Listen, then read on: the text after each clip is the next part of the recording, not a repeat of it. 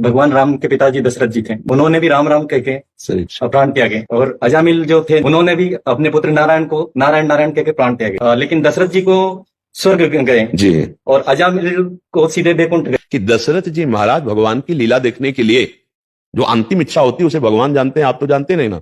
मुख से तो राम राम निकल रहा है, पर हृदय से लाडले राम की लीला देखनी है। अब अगर वो परम धाम चले गए तो लीला देख नहीं पाएंगे, तो इसलिए स्वर्ग में उनकी बहुत उत्तम व्यवस्था हुई और वहीं से देख रहे हैं। और जब राम जी ने रावण को मारा तब दशरथ जी आए अपने पुत्र रूप में। उनको पता है कौन है। जेवी दासी ने कहा कि कौशल्या जी ने एक इंद्र नीलमणि जैसे बालक को प्रकट किया है, तो दशरथ जी के आंसू चल पड़े। ओहो, मैं जान गया कौन आया है। बोले, जिनका नाम लेने से संपूर्ण भोगों का त्याग हो जाता है, परमानंद की अनुभूति होती, वो भगवान आए। अब श्रवण कुमार के पिता के श्राप के वश शरीर छोड़ना पड़ा, अपने लाडले की लीला नहीं देख पाए।